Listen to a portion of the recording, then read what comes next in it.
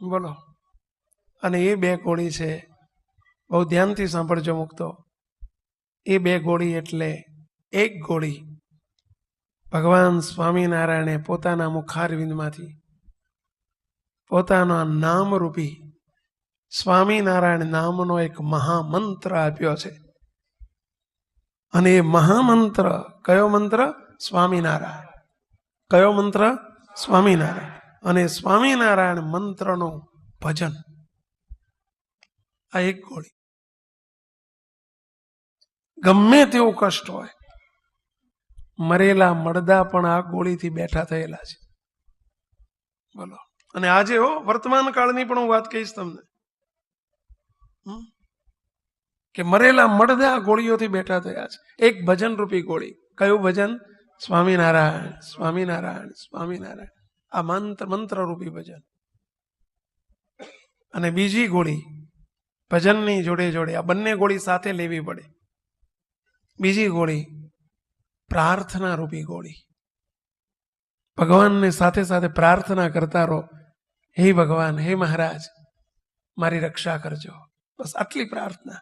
ભલે પ્રાર્થના પદ્યમાં ના આવડે તો કઈ નહીં, ગાતા ના આવડે તો કઈ નહીં, કોઈનો રાગ બરાબર નથી, લોકો સાંભળે તમારું ગીત, તમે કંઈક પ્રાર્થના રૂપી ગીત ગાઓ, કોઈ ભાગી જાય એવો રાગ હોય તો હોય તે વાંધો નહીં. ભલે તમે તાર શબ્દમાં હે પ્રભુ મારી રક્ષા કરજો, બસ આવી પ્રાર્થના.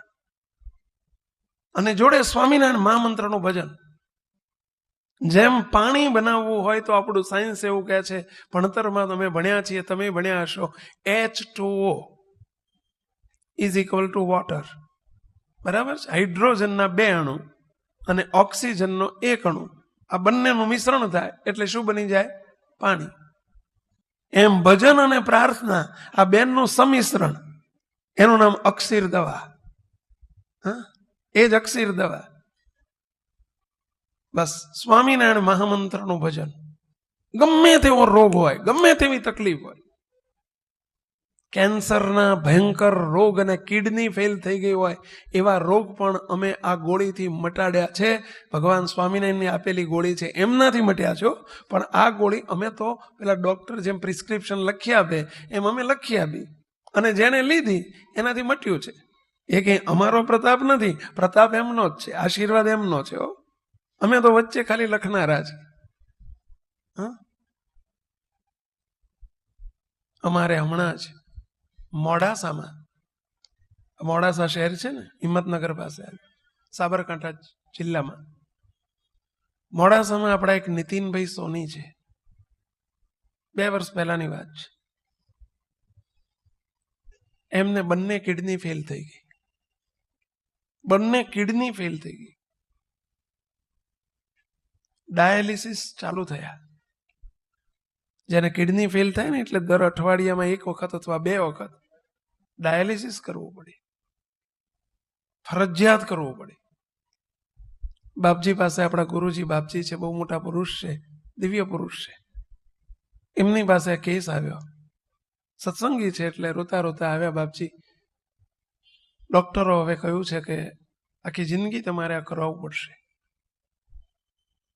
કારણ કે બંને કિડની ફેલ છે. બાપજી, મહારાજને પ્રાર્થના કરો, મારી આખી જિંદગી આજ શરીર હાવ આવું થઈ ગયેલું. જેમનું 100 કિલો વજન હતું, વજન ઉતરીને એમનું 60 કિલો થઈ ગયેલું, હાવ શરીર આવું થઈ ગયેલું. બાપજી એમને આ 2 ગોળી આપી.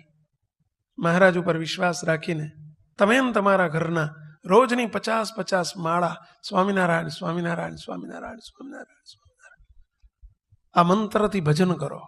અને જોડે 10-10 મિનિટે 2-5 માળા ફરે, જોડે વચ્ચે પ્રાર્થના કરી લેવાની, હે મહારાજ, તમારા શરણે આવ્યો છો, તમે રક્ષા કરજો. બસ આટલી પ્રાર્થના કરજો. દવા ચાલુ રાખો તોય ભલે, ના રાખો તોય ભલે, આ ઉપર વિશ્વાસ રાખજો, આ 2 ગોળી ઉપર વિશ્વાસ રાખજો. મુક્તો એમણે ભજન અને પ્રાર્થના રૂપી ગોળી ચાલુ કરી. અત્યારે એમની બંને કિડની જે ફેલ હતી, ડાયાલિસિસ બંધ થઈ ગયો, બંને કિડની ચાલુ થઈ ગઈ. આજે નખમાં રોગ નથી એમને, આજે નખમાં રોગ નથી. બોલો, ફરી શરીર પાછું વળ્યું. અત્યારે એમનું વજન 85-87 કિલો થઈ ગયું છે. 60 માંથી 85-87 પહોંચી ગયા છે. કોઈ ડાયાલિસિસ બંધ છે, ટોટલી બંધ છે. કિડની ચાલુ થઈ ગઈ. બોલો, દવા કઈ લીધી હમણે? ફક્ત 2 ગોળી.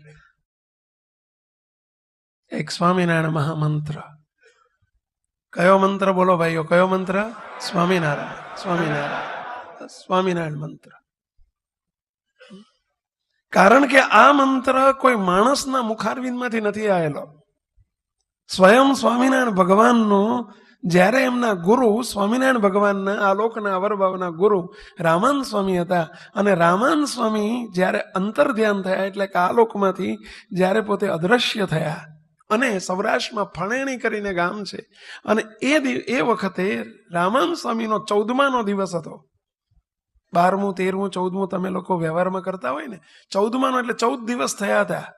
સંવત 1858 માક્ષર સુધી 13ના રોજ સ્વામિનારાયણ ભગવાનના ગુરુ રામાન સ્વામી આ લોકોમાંથી અંતર ધ્યાન થયા. માક્ષર સુદ 13, સંવત 1858. અત્યારે 2068 ચાલે છે. 210 વર્ષ પહેલાની આ વાત છે. અને એનો 14માનો દિવસ હતો, માક્ષરવતી એકાદશીનો દિવસ હતો. અને એ દિવસે સ્વામિનારાયણ ભગવાને સૌ પ્રથમ પોતે ગાદી ઉપર, રામાન સ્વામીની ગાદી ઉપર બિરાજમાન થયા પછી સ્વામિનારાયણ ભગવાને પહેલવેલી આ ફરેણી મુકામે સભા કરી. અને એ સભાની અંદર સ્વામિનારાયણ ભગવાને પોતે લાખોની સભા, એ વખતે શાસ્ત્રો એવું કહે છે, સત્સંગી જીવન, સત્સંગી ભૂષણ સંપ્રદાયના, સ્વામિનારાયણ સંપ્રદાયના શાસ્ત્રો એવું કહે છે કે એ દિવસે સ્વામિનારાયણ ભગવાનની સૌ પ્રથમ સભામાં 25,000 માણસો હતા. અને એ સભામાં સ્વામિનારાયણ ભગવાને પોતે ઉદ્ઘોષ જે કર્યો છે, જે વખતે પોતે ડિક્લેર કર્યું. શું ડિક્લેર કર્યું એ આપણે જરા જોઈએ. કે પછી વાલે કરી એક વાત, સહો સાંભળો જન સાક્ષાત.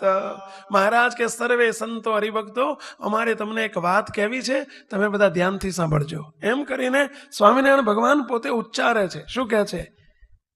કે અમે જ્યારે નાના હતા, સ્વામિનારાયણ ભગવાન કે અમે જ્યારે 3 માસના હતા, નાના હતા, ત્યારે છપૈયાપુરને વિશે ધર્મપિતા અને ભક્તિ માતાને ઘેર જ્યારે અમારું પ્રાગટ્ય થયું, અમારી 3 માસની, 3 મહિનાની ઉંમર હતી. અને એ વખતે અમારા પિતાશ્રીના ઘેર માર્કંડ નામના ઋષિ, માર્કંડ ઋષિ પધારેલા.